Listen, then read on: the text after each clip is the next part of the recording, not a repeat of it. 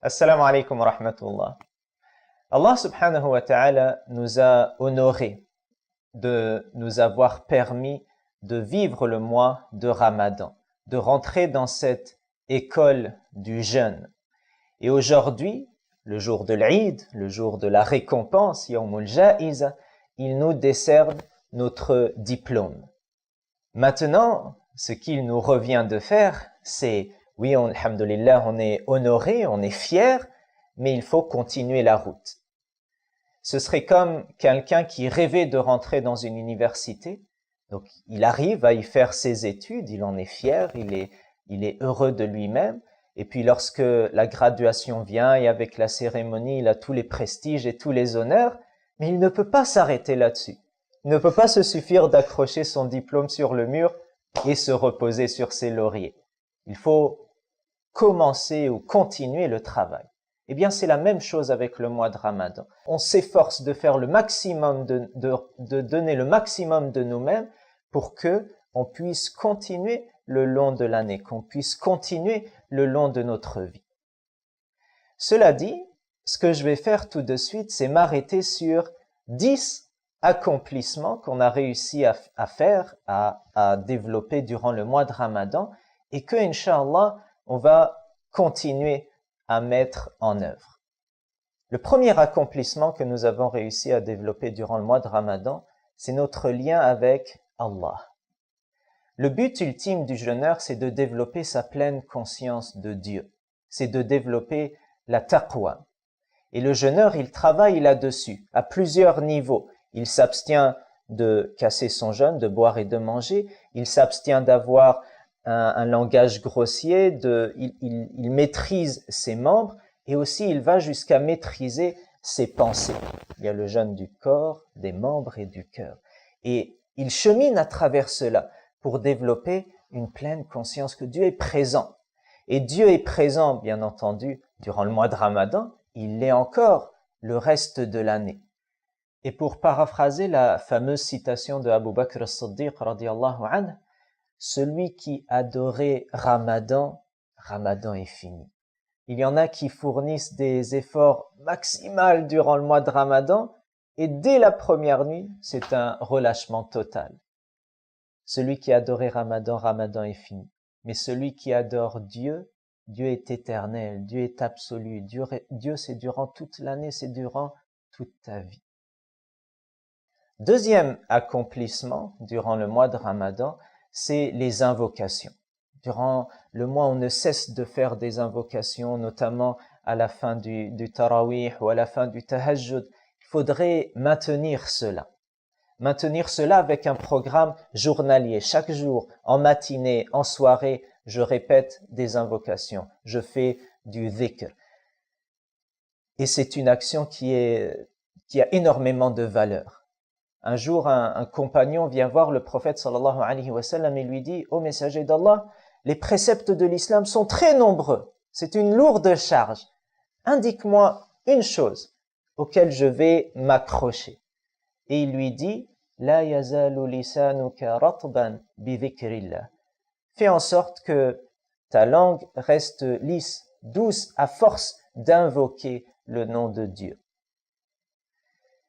Troisième accomplissement, c'est le détachement. Durant le mois de Ramadan, on apprend à se détacher de ce qui est essentiel, la nourriture.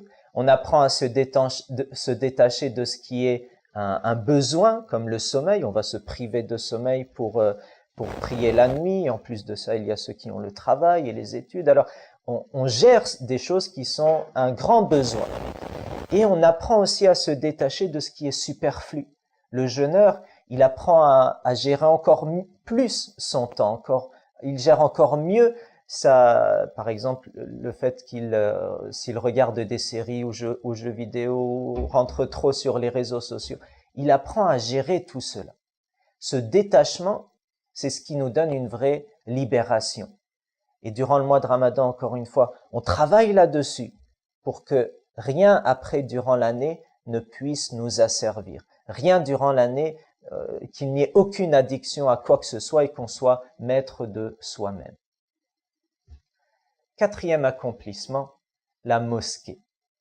La mosquée, c'est la maison de Dieu sur terre. Et nos pieux prédécesseurs disaient, comme toi et moi, on honore l'invité, Allah subhanahu wa ta'ala, il va honorer les visiteurs de la mosquée. C'est un lieu central et durant le mois de Ramadan, on voit les mosquées se remplir et il faudrait continuer à faire ce même travail. C'est un converti qui, lorsqu'il a vécu son premier mois de Ramadan, il s'est dit « Masha'Allah, l'islam est une religion qui demande vraiment de très gros efforts. Les musulmans, ils sont vraiment sérieux. » Et le lendemain du mois de Ramadan, il est parti à la prière du Fajr et il a découvert qu'elle était pratiquement vide, la mosquée. Et il était tellement naïf qu'il s'est dit, ils ont dû partir dans une autre mosquée. Et finalement, c'est que beaucoup d'entre nous, malheureusement, intensifient le travail durant un mois, s'oublient après. Et on le voit dès la première nuit du mois de Shawwal, dès le premier Fajr du mois de Shawwal, qui suit le mois de Ramadan, on voit ce relâchement. Qu'Allah subhanahu wa ta'ala fasse que on tienne à la mosquée, on tienne aux prières en groupe, on fasse des activités pour les jeunes, on accepte de voir des enfants dans la mosquée, tout ce qu'on a pu voir durant le mois de Ramadan, d'essayer de le maintenir à un certain niveau. Cinquième compétence, c'est l'union. Durant le mois de Ramadan, on ne cesse de s'inviter, on ne cesse d'aller à la rencontre de l'autre. C'est très important. Et dans des sociétés comme les nôtres, ces liens fraternels, amicaux et même familiaux, ils se perdent. Et donc, il est important de travailler là-dessus. Et le jour de l'Aïd, c'est notamment l'occasion rêvée de renouer contact avec tout ce qu'on a perdu de vue. Et notamment, et ça c'est à souligner, à surligner les parents. Il y a un jour le fils de Omar ibn Abdel Aziz qui le jour de Eid al-Fitr était habillé d'une manière un peu comme il n'avait pas pris soin de bien s'habiller. Et son père l'a vu au milieu des autres enfants qui étaient tous habillés très classe, il a versé une larme. Et son fils l'a remarqué, lui dit « Mais papa, pourquoi est-ce que tu pleures ?» Il dit « Je t'ai vu dans cet état auprès des autres enfants et j'ai eu peur que ton cœur soit brisé. » Il dit « Papa, le Eid n'est pas pour celui qui s'habille classe le jour de l'Eid. Le jour de l'Eid est pour celui qui a adoré Dieu et qui a pleinement satisfait ses parents. » Et donc, rendre satisfait ses parents, c'est ce qui est central au jour de l'Eid. Le sixième accomplissement, c'est de limiter le bavardage, le blabla inutile. Lorsqu'on jeûne, on apprend à maîtriser ce flux de langage. Si on a quelqu'un qui, dans notre entourage, ou si c'est nous-mêmes, on se fait un propre rappel, si quelqu'un dans notre entourage ne cesse de parler, on lui dit « apprends à trouver un état serein dans le calme ». Et quand on apprend à se taire, eh bien, on s'ouvre à autre chose. Des fois, à force de parler, on brouille l'essentiel. On ne voit pas les choses qui sont importantes. Et donc, apprendre à moins parler, apprendre à parler lorsque c'est nécessaire, à maîtriser cette langue. Comme disait le prophète dans un conseil à un compagnon, « Amsik alayka lisanak » fais en sorte d'avoir pleinement le contrôle sur ta langue. Septième accomplissement, l'aumône. Durant le mois de Ramadan, on est beaucoup sollicité à faire des sadaqat, à faire des dons de charité, et ça se clôture avec zakat al-fitr, cette aumône qui vient purifier notre jeûne et qui vient faire rentrer la joie dans le cœur de tout le monde pour qu'en communauté on célèbre le jour de l'Eid, le jour de la récompense. Donc on travaille là-dessus le mois de Ramadan et il est important de maintenir cela. Si on s'est engagé par exemple à donner ne serait-ce qu'un dollar, un euro par jour, on continue à le maintenir chaque jour de l'année. Si on donne un don mensuel à un centre, à une mosquée, à n'importe quelle association charitable, on continue à le faire. Et là-dessus, j'aimerais souligner un point très important, c'est si on peut, de parrainer un orphelin. C'est tellement important que le prophète sallallahu alayhi wa sallam nous encourage en disant « Ana wa kafilul yatimi fil jannati kahatayn ». Le prophète dit « Moi et celui qui va parrainer un orphelin seront au paradis comme cela. » Et il va séparer entre son index et son majeur. Et un commentateur de ce hadith, il dit « Toute personne qui entend ce hadith a un devoir de parrainer un orphelin, parce que le plus haut degré qu'on veut atteindre est d'être avec le prophète, et voilà le moyen de l'atteindre. 8e accomplissement, c'est le repentir. Durant le jeûne, on est amené à faire un bilan de ses actions, à réviser ce qui va et ce qui ne va pas pour améliorer ce qui va et corriger ce qui ne va pas. Et il faut continuer à faire ce travail.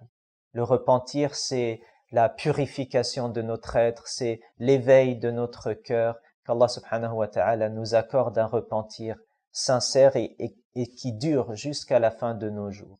Se rappeler aussi que durant les 10 derniers jours, on ne cessait d'invoquer le nom de Dieu, Al-Afou, avec cette fameuse invocation, Allahumma innaka afouun tuhibbul afwa fa'fu anna. Oh Allah, tu es celui qui est le pardonneur par excellence, qui efface toute trace de mal qu'on a pu faire.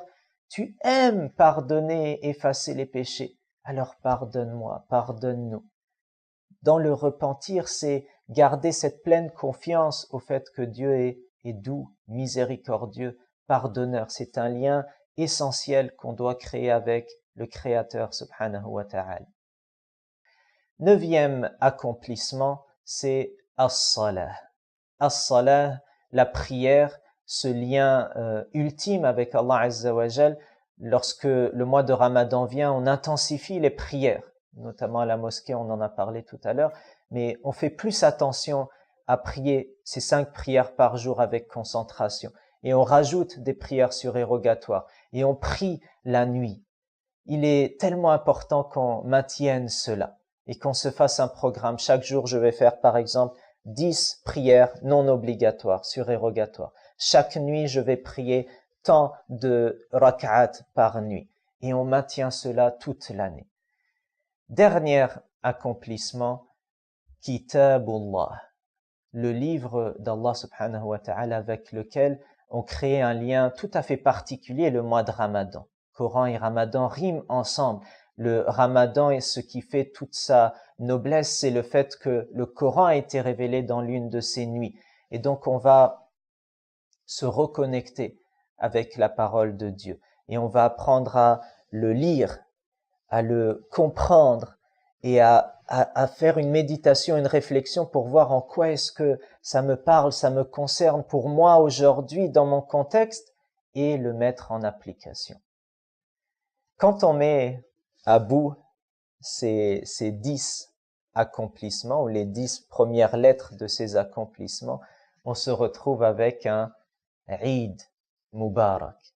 C'est lorsqu'on s'accomplit à travers le jeûne et qu'on continue à développer ces accomplissements le reste de l'année et que finalement on sort du Ramadan mieux que comme on l'a commencé et que l'année qui suit, on rentre dans Ramadan dans un état et on en ressort avec un état plus élevé, plus éveillé, c'est cela qui fait l'Eid Mubarak. À chaque fois que vient l'Eid, on se retrouve meilleur, avec plus de baraka, plus d'éveil, un niveau beaucoup plus grand que celui qui précède.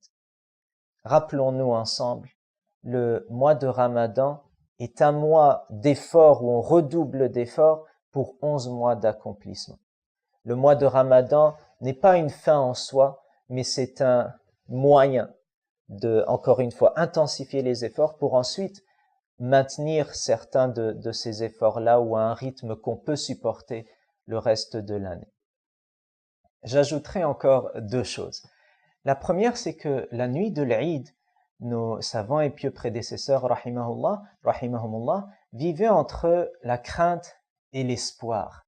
L'espoir que Dieu ait accepté, agréé leurs actions et qu'il y ait eu al-qaboul, et d'une autre part, une crainte que leur intention n'était pas sincère, qu'ils n'en aient pas assez fait, qu'il viendra un jour où ils démolissent tout ce qu'ils ont accompli à cause, par exemple, de la vanité, l'orgueil. Et donc, c'est un mélange subtil qui se fait dans le cœur des savants le jour de l'Aïd.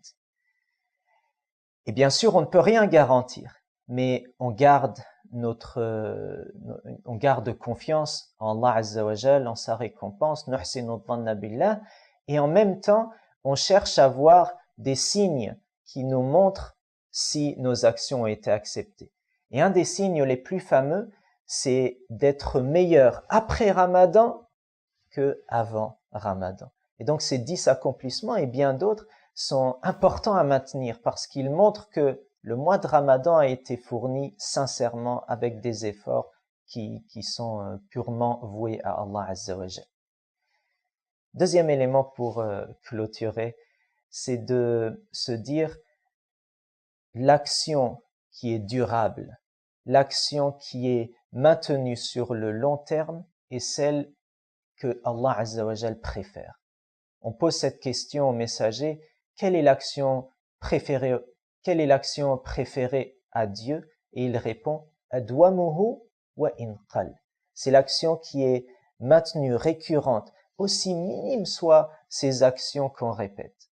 Et donc, encore une fois, j'insiste beaucoup, et pour moi en premier, il est important que le mois de Ramadan nous donne une charge, nous booste pour continuer à maintenir les efforts durant le reste de l'année. C'est ainsi qu'on fera ce qui plaît le plus à Allah Azza wa Jal. C'est ainsi qu'on se démontrera, Inch'Allah, c'est un signe que Allah Azza wa Jal a accepté nos œuvres et c'est ainsi qu'on optimise notre mois de Ramadan.